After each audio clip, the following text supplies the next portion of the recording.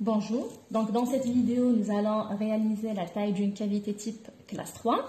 Pour ce faire, nous allons suivre les trois étapes communes à toute préparation cavitaire, à savoir la trépanation ou l'ouverture, l'extension et enfin les finitions. Alors, pour l'étape de la trépanation ou l'ouverture, elle se fait avec une fraise boule montée sur turbine. Donc, elle se fait au centre de la face proximale atteinte. Nous allons passer maintenant à l'application.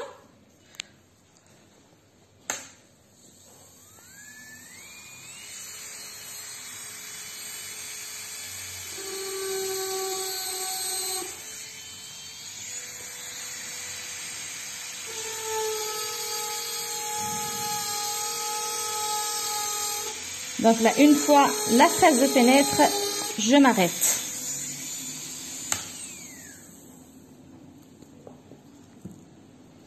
Une fois l'ouverture de la cavité est réalisée, on passe directement à l'étape de l'extension.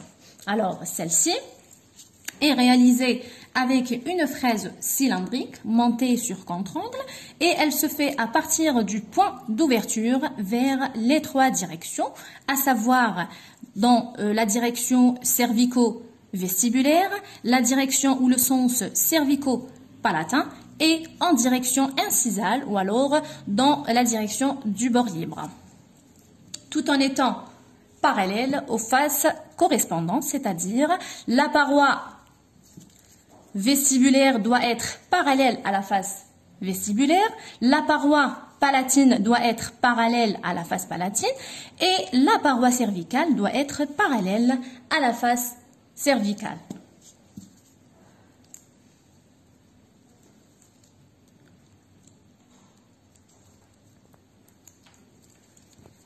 Et donc voilà, comme nous voyons sur la maquette, vous avez le point d'ouverture ou de trépanation. Ensuite, ici, nous avons la trépanation, donc qui se fait dans les trois sens, dans le sens cervico-vestibulaire, le sens cervico-palatin et le sens du bord libre, incisal.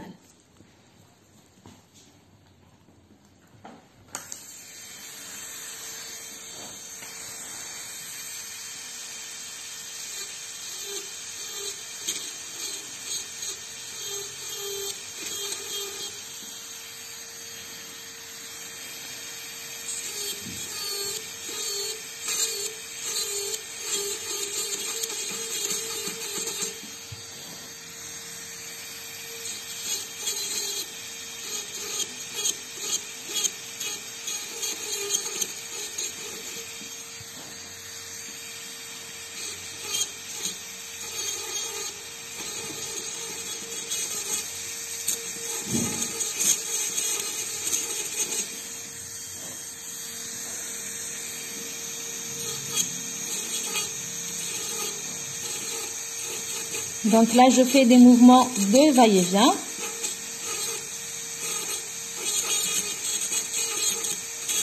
Tout en essayant d'avoir un fond plat.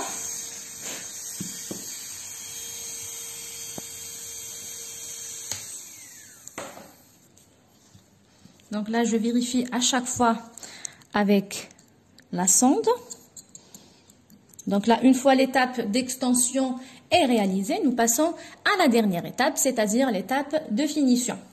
Alors, cette dernière consiste à assurer le parallélisme entre les parois cavitaires avec les faces correspondantes, comme je l'ai dit tout à l'heure. Donc, nous allons aussi assurer donc un fond plat qui doit être parallèle au grand axe de la dent. Et aussi, nous allons supprimer tous les angles vifs. Voilà, nous allons passer maintenant à l'application.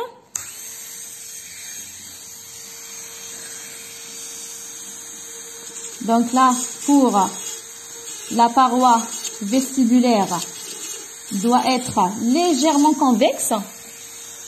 Elle suit la convexité de la face vestibulaire.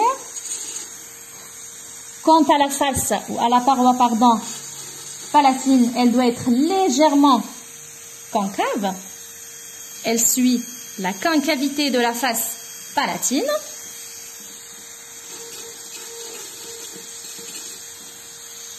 Et pour la paroi cervicale, elle doit être parallèle au bord cervical, point par point.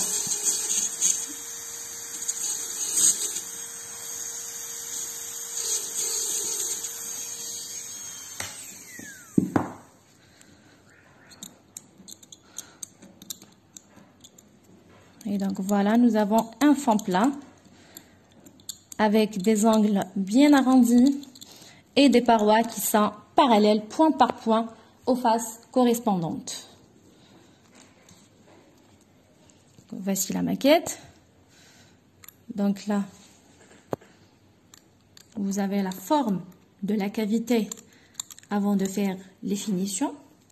Donc là, après avoir arrondi les angles et après avoir réalisé donc le parallélisme entre les parois et les faces correspondantes, donc voici la forme finale d'une cavité de classe 3.